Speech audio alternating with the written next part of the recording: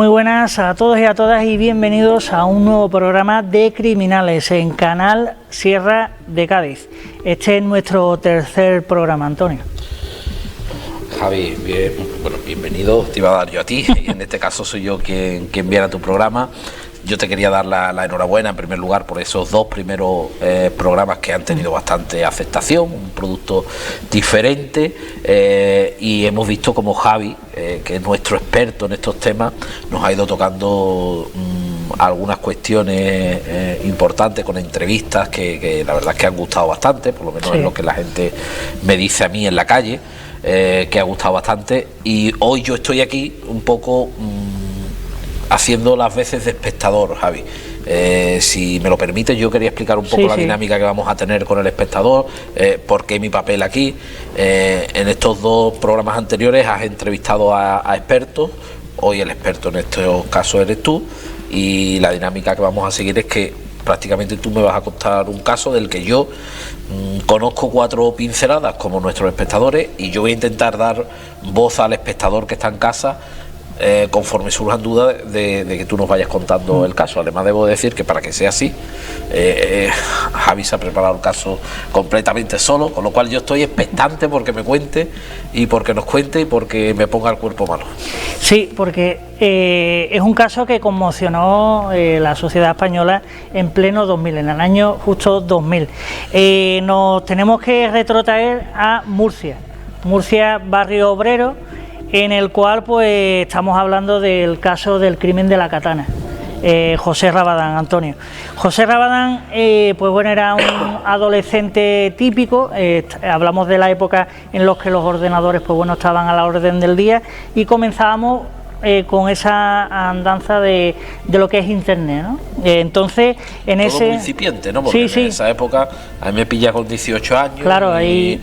recuerdo que todo era muy incipiente.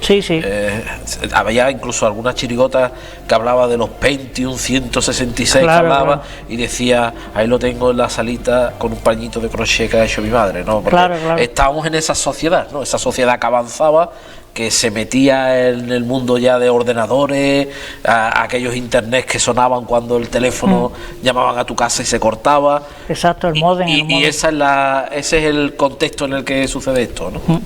Y claro, pues entonces José Rabadán, a priori, pues bueno, pues era un chico callado, era introvertido, estaba mucho, como decimos, le gustaban mucho los ordenadores y tenía aficiones un poco inquietantes, pero que nada alertaba de lo que iba a suceder, de algo tan grave, ¿no? Porque le gustaban las artes marciales. Es verdad que era la época de Bruce Lee y compañía, de Jean-Claude Van Damme, todos los digamos, actores de acción y armas tan importantes, ¿no? Por supuesto, eso no tiene que significar que la cabeza no andara como no debía andar y desencadenar todo lo que desencadenó, ¿no?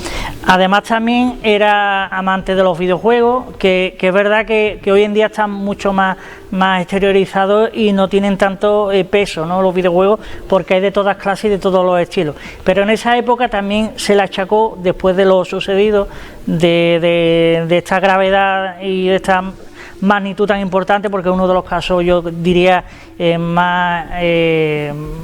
desde mi punto de vista, de los peores casos que se han cometido en los últimos 20 años seguro, ¿no? Porque hablamos de tres crímenes, y sobre todo a los más preciados que uno tiene, a un padre, a una madre y a una hermana pequeña con síndrome de Down, que yo creo que eso todavía le da un peso mucho más cruel, ¿no? Y más sangriento.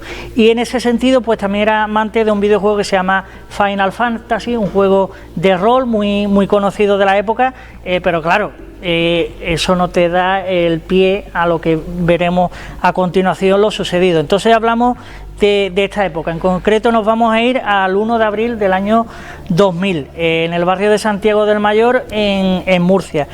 Y pues bueno, a eso de las 6 de la mañana, pues este chico ya llevaba unos días rondando la cabeza lo sucedido, incluso de forma, entre comillas, de broma, pues se lo comentó a algunos de sus amigos, que obviamente no le creyeron, en plan de, pues sí, pues un día me voy a cargar a mis padres. O sea, que es algo que no se suele decir, pero a lo mejor de ninguna manera nadie podía prever lo que ocurrió. El caso... Aunque se lo comentes a algún amigo que, bueno, claro, que ve qué círculos de amistades tienes para hacer una confesión así, eso, pero supongo que ninguno de ellos pensaría que sería algo probable o algo que podía pasar o que había un riesgo real, ¿no? Supongo que no. Ni mucho menos. Y además después cuando vemos también a testigos, a vecinos y demás, nadie porque no tiene antecedentes, no había hecho nada negativo, digamos, ni había hecho ninguna trastada. Sí, a lo mejor un año anteriormente se escapó de casa, pero a las 4 o 5 horas volvió. O sea, lo que sí que es verdad que era un chico rebelde en el sentido que no quería estudiar, y el padre en ese aspecto era severo, pero severo para que estudiara, pero le colmaba de absolutamente todo lo que él quería. Que eso podemos ver si es algo bueno o negativo, pero la realidad es que era un niño que no le faltaba absolutamente de nada, en una familia bastante estructurada y bueno, pues... un adolescente era, ¿no? Sí, hablamos de que él tenía 16 años cuando ocurre esto, o sea, algo bastante grave. Y nos vamos a meter a los antecedentes, en concreto bueno, pues al caso, y para ello me gustaría que nuestro realizador mostrara la primera imagen. Ahí la vemos en pantalla, en este caso el arma del crimen, que es una katana, de ahí el crimen de la katana. La cuestión es que este 1 de abril a las 6 de la mañana José Rabadán se dirige hacia la habitación de su padre, porque su padre y su madre dormían separados, porque la madre dormía con su hija pequeña de síndrome de Down de 9 años. Entonces, pues bueno, pues dormían en camas separadas, pero estaban juntos y era una pareja estable. Eso a veces ocurre por temas del sueño y demás. El padre era camionero y a veces a lo mejor se tenía que levantar a las 4 o 5 de la mañana, y para no despertar a su mujer, pues la mujer dormía con la hermana, con su hija pequeña.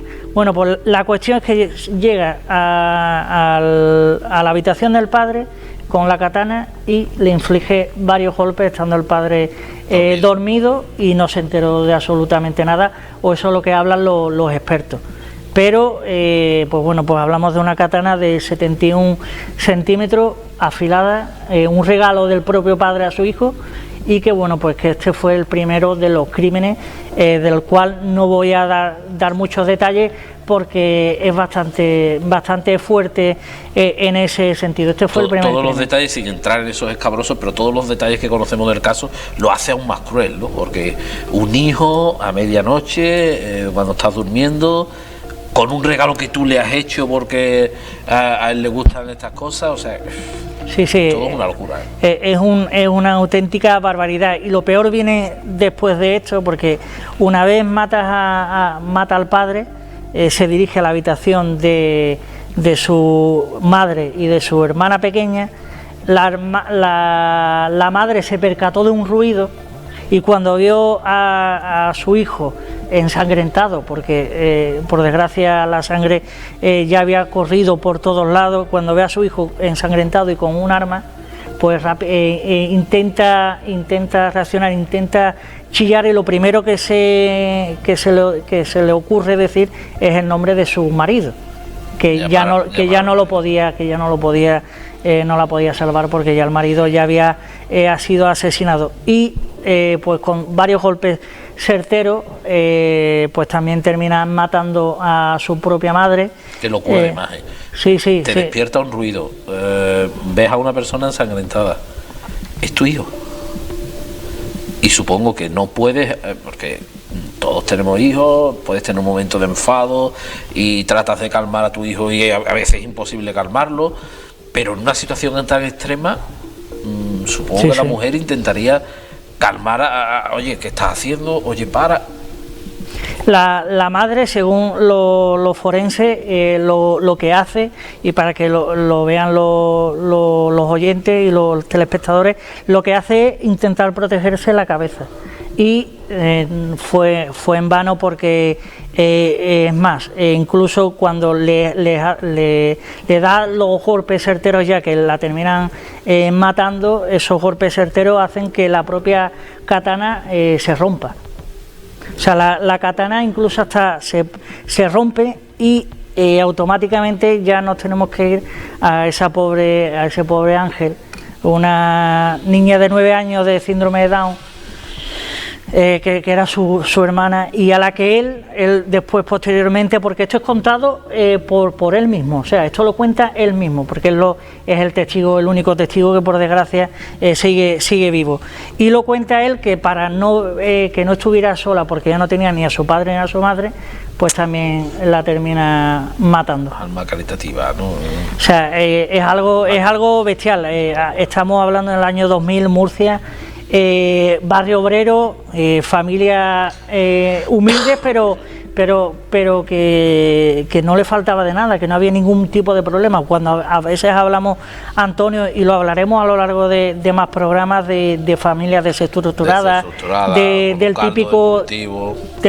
aquí chico. Cabría, por lo que estamos diciendo, las riñas porque no quiero estudiar, porque me quiero quedar con el videojuego hasta las tantas, porque un mundo nuevo, que era un mundo nuevo, sí, porque veníamos de una cultura poco digitalizada a un paso a lo digitalizado, y hubo gente que se enganchó ahí a videojuegos, a jaleos, y no se quería hacer otra cosa, y eso pues genera problemas y conflictos familiares como mucho que como mucho, sí, totalmente, pero nada que llegue a esta locura, ¿no? Esta barbaridad, por desgracia, por suerte, en estos 25 años, desde el 2000 al 2025, creo que se ha repetido en muy pocas ocasiones, pero con esta crueldad creo que de ninguna manera, vamos.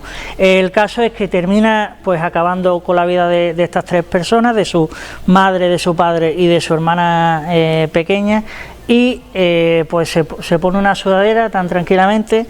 Se pone una sudadera, coge el dinero de la caja del padre, que en total creo que eran 15.000 pesetas, que bueno, que 15.000 pesetas en el 2000 que era algo de dinero, y su plan era, como tenía una ciberamiga, una cibernovia, así podríamos llamarla, pues su plan era ir a Barcelona, que es donde vivía esta chica, empezar una nueva vida, o eso es lo que él decía, ¿no? O sea, que para tener una nueva vida tenía que acabar anteriormente con su propia familia. Yo la verdad que no entiendo el móvil del crimen.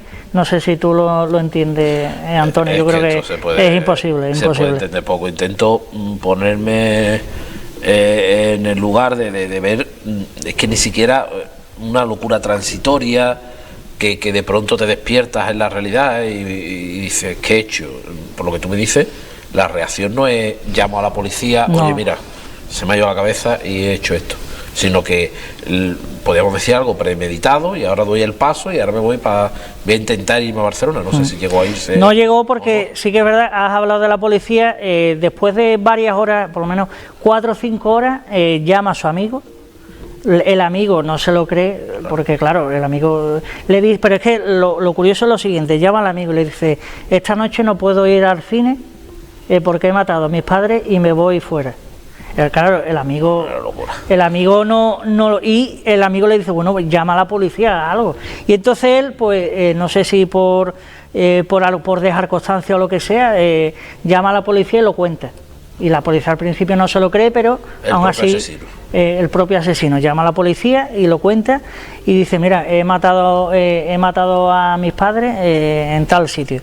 Y la policía no se lo cree al principio, pero lleva una patrulla. Y ahí es cuando los policías pues se llevan las manos a la cabeza, y es cuando pues se destapa todo el papel con unas escenas atroces. Hay imágenes, por ejemplo, de archivos de televisión española en la cual algunos de los policías se tienen que salir porque es incomprensible lo que ven, y es que nunca habían visto algo semejante, porque es algo indescriptible totalmente. Es que cuando la violencia se da en el entorno familiar, todavía se hace más duro. Yo recordaba, y algún día incluso lo podemos traer aquí como caso, un caso sucedido en nuestra comarca, en Ubrique, y yo, que fui de los primeros periodistas que llegó al lugar, veía esas imágenes, los propios policías, los vecinos, y algún policía me llegó a decir eso, lo mismo, es una locura lo que se ve ahí arriba. Y es que eso, es que es lo que lo hace duro. Lo recordarán los vecinos de Ubrique a qué caso me refiero, no es necesario casi nombrarlo. pero todavía se hace más duro, porque tu padre, tu madre y tu hermana pequeña. Sí, en la sierra, por desgracia, tenemos casos también en Arcos, hace poco también con un niño pequeño también tuvimos un caso bastante espeluznante. La conclusión para ir finalizando con las escenas del crimen. Este chico sale de su casa, como hace estas dos gestiones, y se dirige a la estación. O sea que la policía llega, pero él no está en su casa. Él ya no está, él había llamado. Él avisa a la policía y ya se había ido. Pero yo me voy, o sea, no tenía intención claro, en principio de entregarse, sino. Claro, de simplemente comunicarlo. Yo lo digo, ya usted va para allá y yo me voy a Barcelona y ya empiezo otra vida. Y claro, automáticamente, pues bueno, los vecinos no se lo creían porque veían que era un chico introvertido, chico tímido, pero que nadie pensaba que iba a hacer lo que iba a hacer. Y el caso es que ningún vecino alertó tampoco de ningún ruido extraño.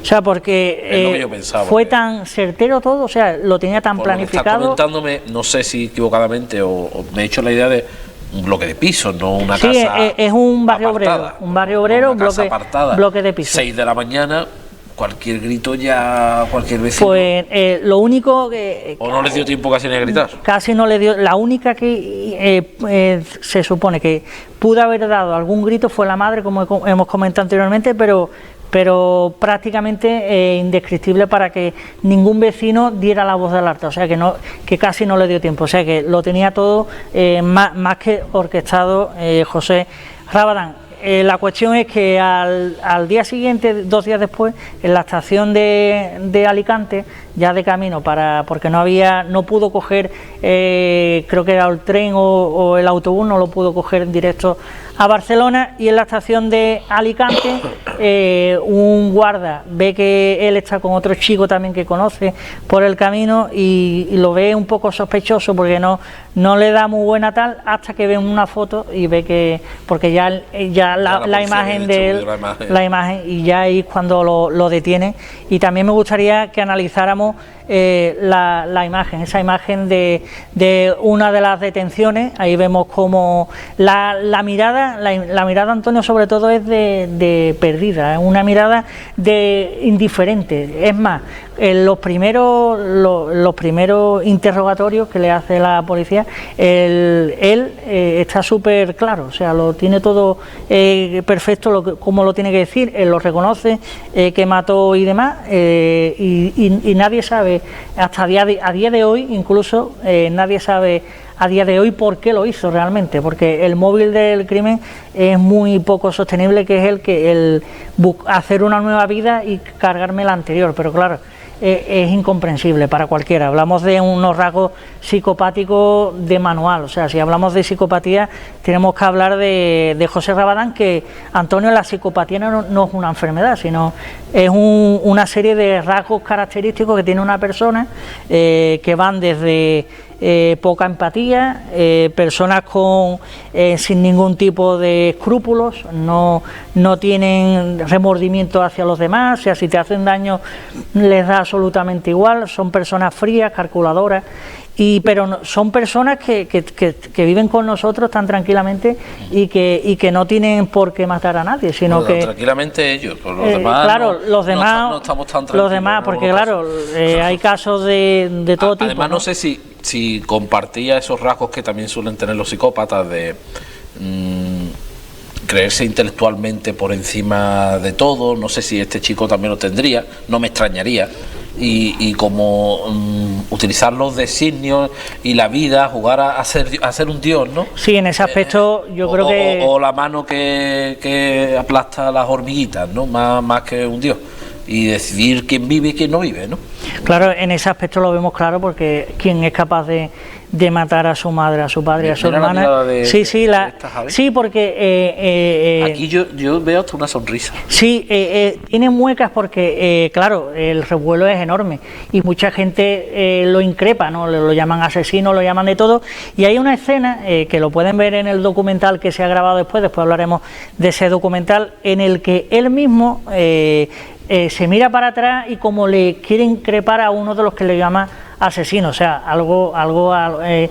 porque él podía haber elegido, como salen a veces, porque era menor, tenía 16 años y podía haber elegido no salir, pero él no, a mí me da la impresión, no lo sé, no conozco la personalidad del sujeto, me da la impresión de fan de notoriedad. Ahí sí, totalmente. La impresión de me gusto, ¿no? Y es más, mira, todos pendientes de mí, me están deteniendo, todos increpándome, mira que de cámaras delante mía, me gusto. Y además has dado en el clavo, Antonio, porque empezó a recibir cartas de amor. O sea, esto que quede, pero hay una enfermedad, hay una filia, la cual, sobre todo el género femenino tiene esta filia sexual, que es la atracción hacia asesinos en serie y hacia el mal.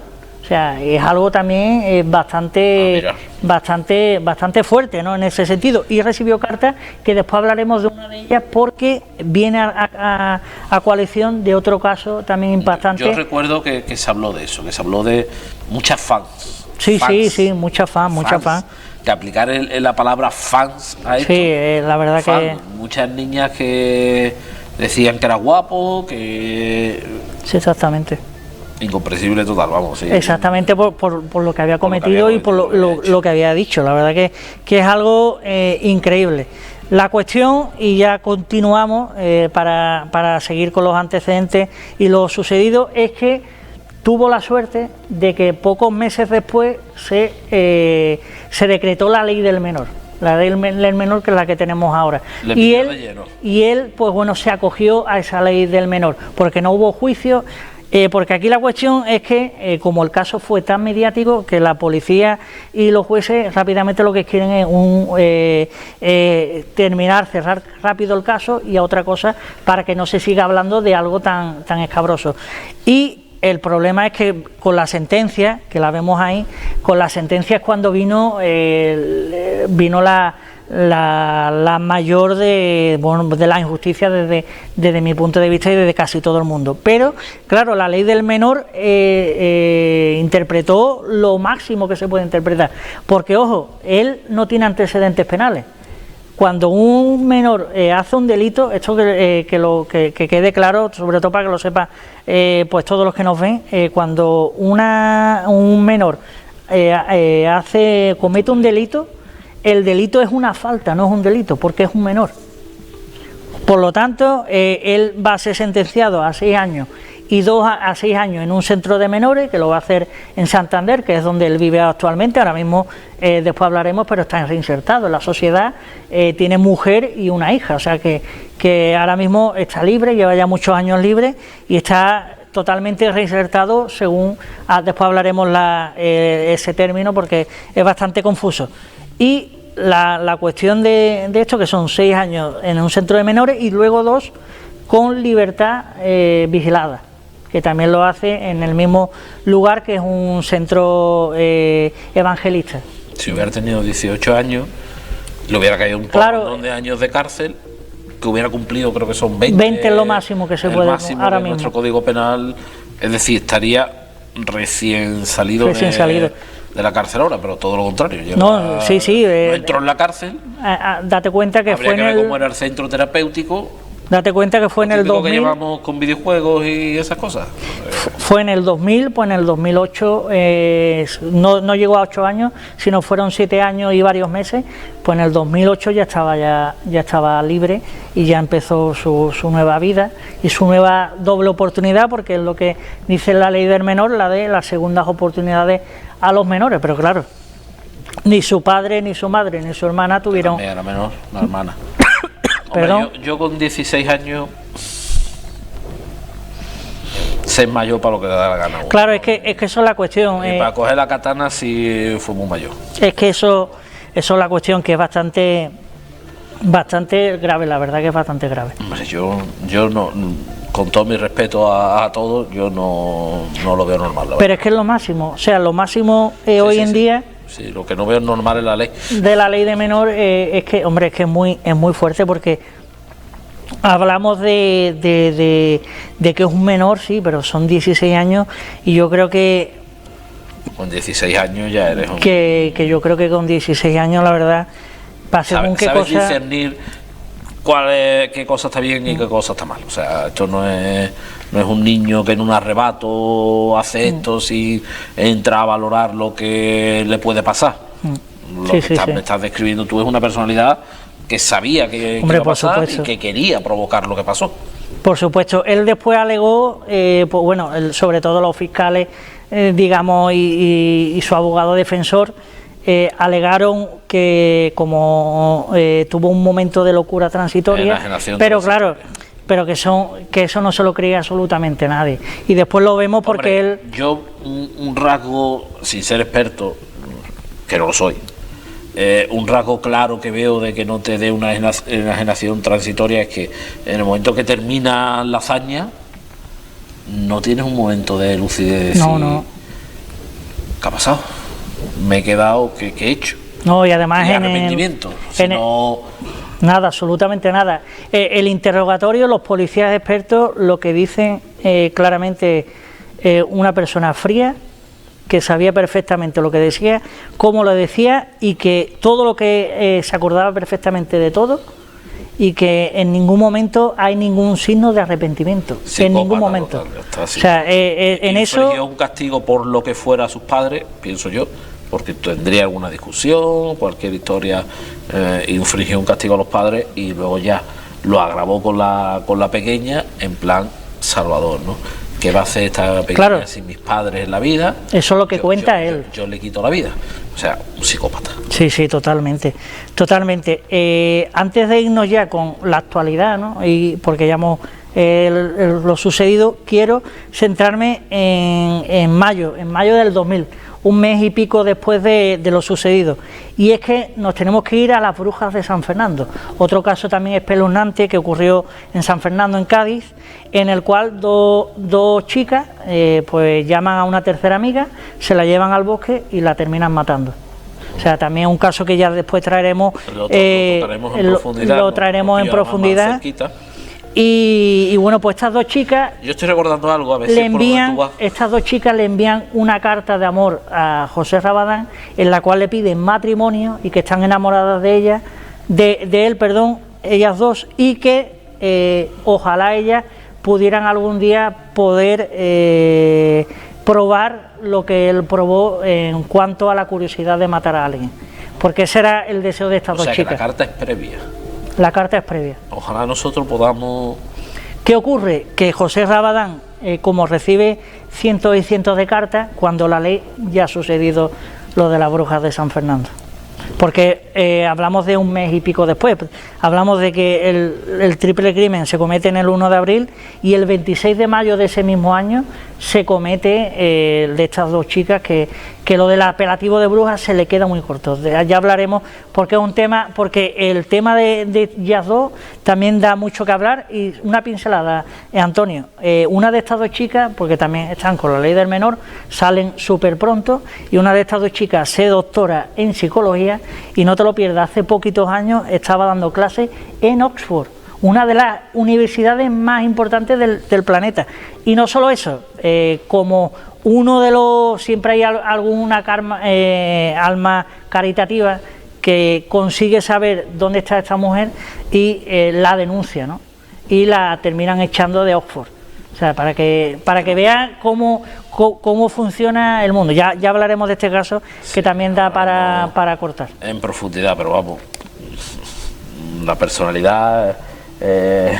me enamoro de una persona que ni conozco, porque ha sido asesino, se ha hecho conocido. Y qué frase más espeluznante y más cruel esa de, que la hemos escuchado en muchos casos de esto, de quería saber, experimentar qué es lo que es matar. Sí, eso está claro, que no es un arma, una persona... Madre mía. Bueno, pues... Una persona muy... Mira, coge el arma, dale la vuelta y te lo clavas. Que eso es lo que debería, porque... experimentas lo que es matar. De José Rabadán se habla de que... Porque claro, después de con José Rabadán siempre ha hecho la culpa a todo, a Internet, a los ordenadores, al haber visto las armas, a los videojuegos, todo menos él. Todo siempre era las armas. Además también... Y en el documental que grabó hace muy poquito tiempo, que está en el programa D-Max, que por ahí la plataforma, que es donde él, digamos, que quiere ver que se ha reinsertado de la sociedad, que lleva más de 16 años viviendo, que es un padre de familia y es una persona responsable, y que si, palabras textuales de él, si hubiera sabido las consecuencias de lo sucedido, jamás lo hubiera hecho. Eso es lo que él cuenta hoy en día. Hombre, las consecuencias para los padres, ¿no? Las propias no fueron... Es que esa es la cuestión, porque fueron muy pocos años y después tampoco se le ve, en esa entrevista se le ve arrepentido de nada. O sea, no vemos en ningún momento la gestualidad, la empatía. Yo estoy ahora mismo comentando este caso igual que tú y me hierve la sangre, porque es un caso muy, muy grave de no sé, es inexplicable y no lo llego a entender. El caso es que el padre le dice una moto o el ordenador, y él elige el ordenador, ¿no? Y lo que tú has comentado, ojalá hubiera cogido la moto y por desgracia pues hubiera tenido un accidente y no quiero seguir hablando, pero que por lo menos para que estas tres personas no hubieran fallecido, porque es algo la verdad aterrador. Y ya nos vamos a ir pues al 2020. Ya ha cumplido 20 años del caso, casi 16 pues bueno, en libertad, y hoy en día es un padre de familia. Él se acoge a la religión evangélica, que es dentro del cristianismo un poco más extremo, pero es un tipo de religión, sobre todo aquí en Andalucía los que más consumen la religión evangelista son las etnias gitanas, por ejemplo, es un caso. Y allí en Santander, donde él vive actualmente, tiene a su mujer, que es de etnia gitana, y a su hija. Y a que no sabe cómo se llama su hija, pues el nombre de su madre, Mercedes, que yo sinceramente lo veo bastante perturbador en todos los sentidos. Es que es un caso que cada cosa que te voy comentando y que vamos comentando cada vez más turbio, ¿no? En estos casos en las parejas, porque la reinserción, claro, lo que tú quieras, pero cuando tú conoces a alguien, suponiendo que no sepas quién es de antemano, sino que lo descubras un tiempo después y conoces este pasado, qué difícil, ¿no? Qué difícil compartir tu vida con una persona. Sí, ¿no? En ese aspecto es increíble. Mira, tenemos ahí la imagen de él hoy en día. Eso se grabó en el documental. Y aquí cuenta, pues bueno, un poco, cuenta pues todo lo sucedido, que yo aquí veo unos rasgos característicos de notoriedad, lo has comentado tú anteriormente, Antonio, y sobre todo de narcisismo. Yo ahí lo veo claramente, un narcisismo de querer volver sí, pero el narcisismo es otra característica del psicópata. Por supuesto. Yo, siempre yo. Y siempre yo tengo la razón, y siempre yo sé cómo tiene que hacerse las cosas, y siempre yo soy el que llevo el camino correcto. Los demás están todos equivocados. Exactamente. El caso de la cuestión, que bueno, pues que hoy en día él dice que se ha reinsertado, es verdad que no ha cometido ningún delito, él no tiene antecedentes, como ya comenté anteriormente, porque además ese menor se borra todo. Se borra absolutamente todo. Él no tiene antecedentes y vive con su mujer y su hija. Y pues bueno, pues este es el caso de José Rabadán, que bueno, que es un caso bastante perturbador. Hoy en día está supuestamente reinsertado, no ha hecho nada. Yo espero y deseo que jamás haga nada, porque ya ha hecho mucho daño a la sociedad. Él, claro, según la ley, él ya ha cumplido su pena, porque ya lo ha cumplido, pero la cuestión aquí está, Antonio, en si de verdad este tipo de personas se pueden reinsertar en la sociedad.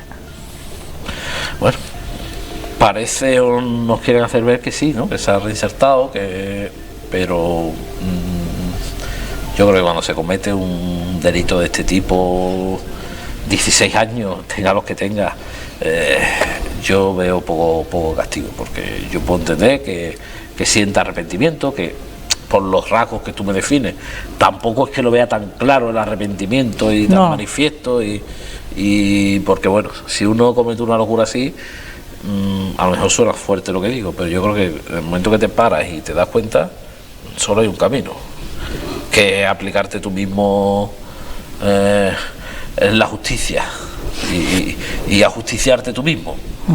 Perdóname que lo diga No, así, sí, pero es el pensamiento que tengo. Curiosamente, los psicópatas, los narcisistas, a lo único que quieren es a ellos mismos. Por lo tanto, hay muy poquitos casos de psicópatas que terminan suicidándose. Así mismo. Porque es verdad que hablamos, Antonio, de cómo se puede vivir, cómo se puede dormir por la noche, claro, después de haber hecho. Es que es ser imposible, es que es impensable. Y en cambio lo vemos que están tranquilos. Es más, en el documental tiene, en la parte del corazón, tiene 3 cruces, como diciendo. Sus ángeles, ¿no? Los que se fueron.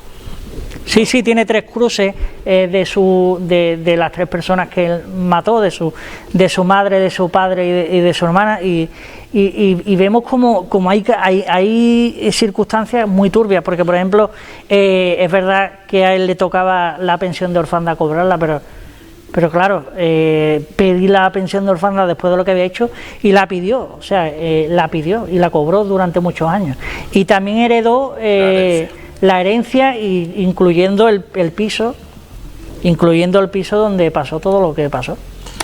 Una locura. En ese aspecto, en toda regla.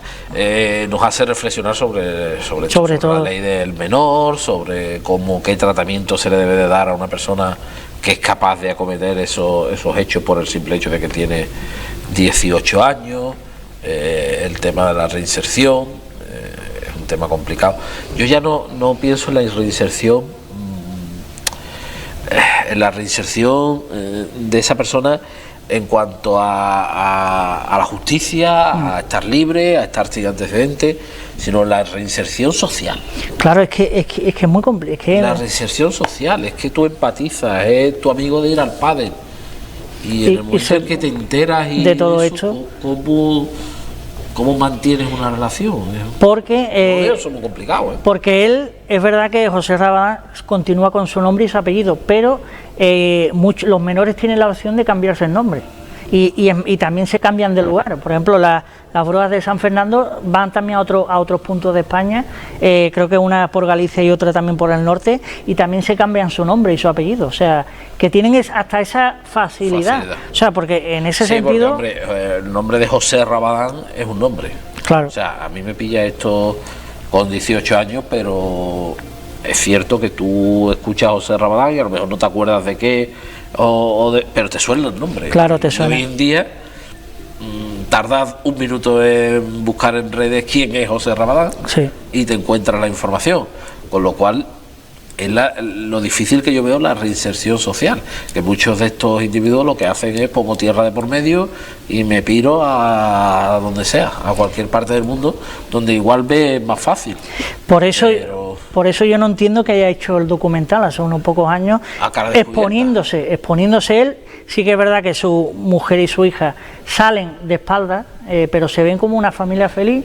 Pero y a mí eso me sorprende, pero claro, si hablamos de las características de los psicópatas, lo vemos claramente, esa notoriedad, ese querer ser importante y ser famoso. Sentido, no tiene. Para nosotros, para los periodistas,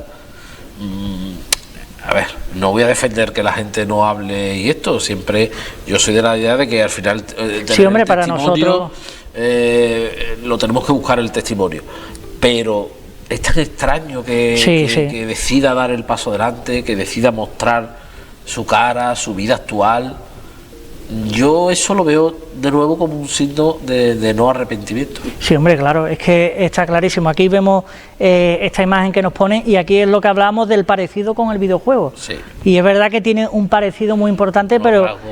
Yo creo que a lo mejor también buscado, ¿no? Sí, yo supongo que sí, que él quería parecerse un poco... el peinado, porque hay cosas que se tienen o no se tienen, los rasgos, pero hay otras cosas que tú puedes buscar, ¿no? Y el peinado, la forma y eso igual... En el fondo se sentía así, y se sentía, pues, no sé, además no desconozco si el videojuego va por ahí matando con una katana. No necesariamente, y además son juegos de lucha, pero que no tiene sentido. No tiene sentido lo que relacionar un videojuego con lo otro, porque realmente No creo que mucha gente consume videojuegos, películas, y nadie... En aquel momento sí, en aquel momento yo recuerdo que aquello generó un... Sí, no, pero que genere cuidado, no significa... el que juegue a esto es peligroso. Potencialmente peligroso, no sé qué. Ya luego con los ya años, se ha extendido y se ha dado cuenta que no. Evidentemente y hay juegos mucho más bestias y demás y no... Se ha ido, ya hemos experimentado de todo en esos sentidos, se ha avanzado en todos los sentidos, para bueno y para malo, en los videojuegos, en la vida virtual, en todo. Pero es verdad que en ese momento sí se generaba esa circunstancia, esa situación. Al final, si los niños con esa edad nos interesábamos por los videojuegos, no sé qué, los padres estaban ojo a visor, por ejemplo. Totalmente. No sé, después de esto, ¿a quién se le ocurría como padre comprar una katana al hijo? Ya tu hijo te decía, ay, me gusta esto, no sé qué, y regalito de una katana para ponerla, y alguno diría, claro, cuidado, por supuesto. A ver si yo voy a estar alimentando a otro monstruo, que al final fue lo que se hizo en el entorno familiar sin querer, alimentar un monstruo. Porque no solo tenía un arsenal de armas, tenía armas japonesas, tenía también estrellas ninja, tenía machetes, o sea que tenía varios tipos de armas, o sea que no era solo una katana, y afiladas, porque también tienen que estar afiladas, pero claro, nadie se puede imaginar que pasara este caso. Qué bueno que hemos traído al programa, Antonio, el crimen de la katana. Yo creo que ha quedado un programa bastante didáctico, que al fin de cuentas yo creo que es lo que queremos con este programa, que es verdad que es muy negro, pero que es parte de la sociedad para que no se vuelva a cometer y que la gente esté atenta, sobre todo que esté atenta. Pues sí, la verdad es que, bueno, repasamos la historia negra de España, porque no nos ceñimos a casos de la zona ni muchísimo menos. Y bueno, la única finalidad es esa, darlos a conocer los casos a quien no los conozca, que ya han pasado casi 30 años, 25, ¿no? Y habrá muchos jóvenes que incluso no sepan ni de lo que ha pasado. No, el atojo hoy me tiene fatal, perdón. Y nada, pues yo creo que ha quedado más o menos esclarecido quién fue este individuo, qué pasó y demás. En los próximos días, si pues quieres, aquí estaré con otros casos para que me lo cuentes. Pues sí, tenemos ahí pendiente las pruebas de San Fernando, ya lo traeremos, y muchos más casos, como ha dicho bien Antonio, pues de todo a nivel nacional. La verdad que hablaremos de muchísimos casos, también es verdad que hablaremos algunos del sur, obviamente por la cercanía y demás, con expertos, pues también nos explicarán detenidamente los distintos casos. Así que muchas gracias, Antonio, por estar con nosotros. Vamos a seguir con más programas en criminales, y nada, muchísimas gracias a todos los que nos ven, y aquí continuaremos con más programas en criminales en Canal Sierra de Cádiz.